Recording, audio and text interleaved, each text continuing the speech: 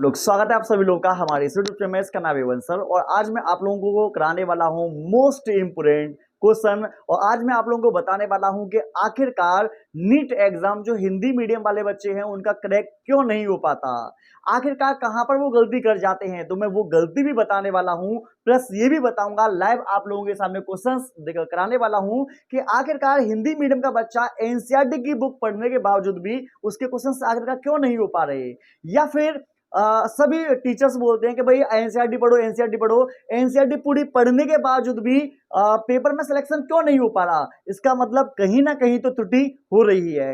आखिरकार जहां त्रुटि हो रही है, जहां गलतियां हो रही हैं, हम उसी गलती को सुधारने वाले हैं और आप लोगों को बताने वाले हैं कि आखिरकार वो गलती क्या है जो सभी हिंदी मीडियम वाले जो बच्चे हैं वो कर रहे हैं। इंग्लिश मीडियम वालों के लिए आज की वीडियो नहीं है, हिंदी मीडियम वालों के लिए स्पेशली वीडियो है। तो आइए चलते हैं क्वेश्चंस की तरफ और बताता हूं। आज के समय में सबसे बड़ी प्रॉब्लम यह है कि क्वेश्चन जो है वो पूछे जो जा रहे हैं उसमें कुछ बदलाव किया जा रहा है। बदलाव किस तरीके का कि आपके सामने जो प्रश्न दिया जाएगा उस प्रश्न के अंदर जो ऑप्शन होंगे वो इंग्लिश की जगह पर हिंदी में होंगे। मतलब एनसीईआरटी की हिंदी आप लोग पढ़ते हो, हिंदी वाले क्वेश्चन याद करते हो, हिंदी में आप थ्योरी याद करते हो, लेकिन उसी हिंदी का जो मेन पॉइंट है उसका जो इंग्लिश का वर्ड होगा उस इंग्लिश के वर्ड को पेपर में हिंदी में लिख कर दिया जाता है। और आप लोगों को सोचते हो कि आखिरकार ये कहां से आ गया। आप लोगों को शायद समझ में नहीं आ रही होगी मेरी बात, जब मैं क्वेश्चन कराऊंगा तो समझ में पूरी आएगी। देखो, किस रोग में मच्छर द्वारा संचरित रोगाणु के कारण लसिका वाहिनियों में चिरकालिक स्रोत उत्पन्न होता है। तो ये वाली लाइन जो ऊपर वाली है तो हो गई एनसीईआरटी की, लेकिन अगर आप ऑप्शन पर ध्यान दोगे तो देखो रिंगवर्म, ये रिंगवर्म किसी हिंदी का शब्द नहीं है, ये रिंगवर्म शब्द है इंग्लिश का। हिंदी में इसको बोलते हैं दाद। उसने दाद को ना लिखकर दाद को इंग्लिश में रिंगवर्म बोलते हैं, उस रिंगवर्म इंग्लिश के वर्ड को हिंदी में लिख के दिया है। ठीक है, अगला है एस्केरियासिस, पेट में कीड़े पड़ जाना। ये दे रखा है एलिफेंटिएसिस। आपको बताते हैं जब आप एनसीईआरटी पढ़ेंगे तो वहां पर आपको दिखाई देता है हाथी पांव, स्लीपद बोल देते हैं या फाइलेरिसिस बोल देते हैं। इस फाइलेरिसिस को ही कहा जाता है एलिफेंटिएसिस।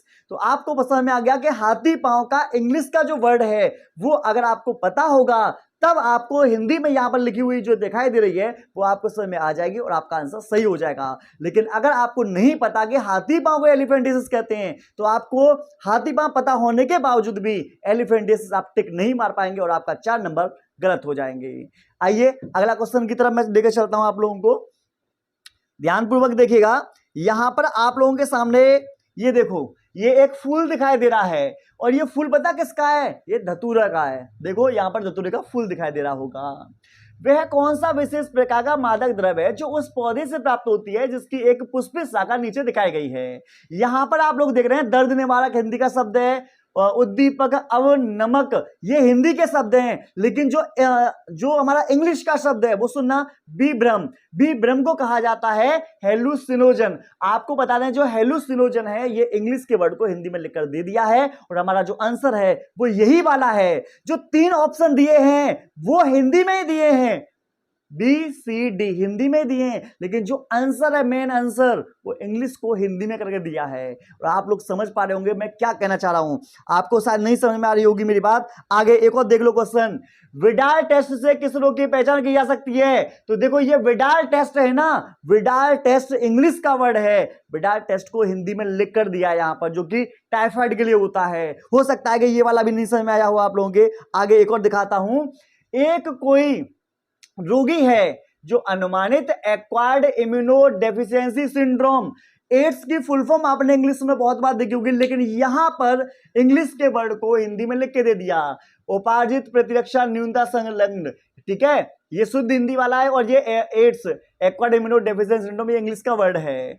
से पीड़ित है, इसकी पहचान के लिए आप कौन से निदान तकनीक की की सलाह देंगे।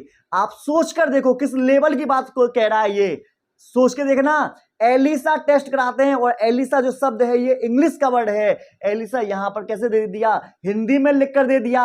और मैं यही हिंदी मीडियम वाले बच्चों से कहना चाहता हूं कि आप इसी जगह पर मात खा जाते हो, क्योंकि वो फंसाता है भाषा में, हिंदी और इंग्लिश में फंसाता है और आप लोग यहीं पर मात खा जाते हो और आप लोगों का सिलेक्शन नहीं हो पाता है। यहां भी देख लो, निम्न में से कौन सा एंजाइम डीएनए के विशिष्ट स्थलों पर काटता है।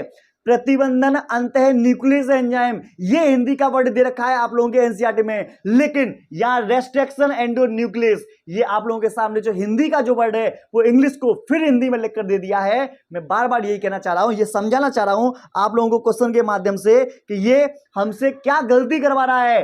कौन सा संगठन जाति रेड सूची प्रकाशित करता है? देखो ये जो दे रखे हैं ये सब इंग्लिश वाले हैं, लेकिन इसको भी उसने जो शॉर्ट फॉर्म होती है जैसे IUCN, देखो कहां है IUCN, IUCN भैया इंग्लिश में लिख देता, नहीं लिखा जाता क्या?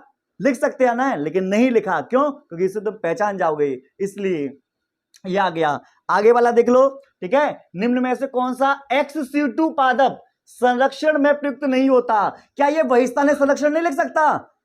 संरक्षणी दो विधियां बताई थी मैंने, स्वस्थाने और बहिस्थाने। स्वस्थाने को NC2 बोलते हैं, इंस्टीट्यूट कंजर्वेशन, और बहिस्थाने को XC2 कंजर्वेशन बोलते हैं। XC2 कंजर्वेशन इंग्लिश का वर्ड है, और यहां देखो XC2 कैसे लिखा है ना हिंदी में। मैं यही बताने की कोशिश कर रहा हूं भाइयों, जितने भी स्टूडेंट हैं, मैं आप सब लोगों से यही दर्शा रहा हूं। मैं लाइव आप लोगों के सामने नीट 2013, 14, 19 में हर साल यही देखने को मुझे मिलता है कि हिंदी मीडियम का बच्चा आखिरकार दुखी हो जाता है, क्योंकि उसका सिलेक्शन नहीं हो पाता।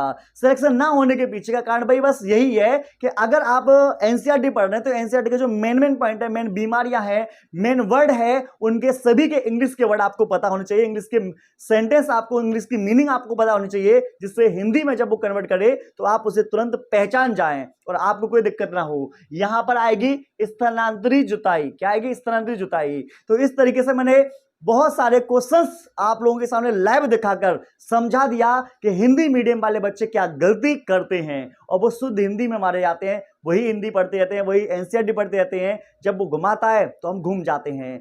आप लोग ये गलती बिल्कुल मत करना, क्योंकि मैंने बहुत मेहनत करके ये कंक्लूजन निकाला है अपने सभी छोटे भाई बहनों के लिए। तो आप सब लोगों से रिक्वेस्ट है कि अभी जो हमारे पास समय है उस समय को इस तरीके से इस्तेमाल करना कि आप इन सभी चीजों को, इन सभी टर्म्स को अच्छे तरीके से समझ पाएं। और अगर फिर भी आपको कोई भी दिक्कत होती है तो कमेंट में जरूर बताइएगा। और आप लोगों के लिए मैं डेली नीट की हिंदी मीडियम के जो क्वेश्चंस हैं डेली में प्रैक्टिस करा रहा हूं, जाइए और देखिए। चलो मिलते हैं नेक्स्ट वीडियो में। Good night, tata, bye bye.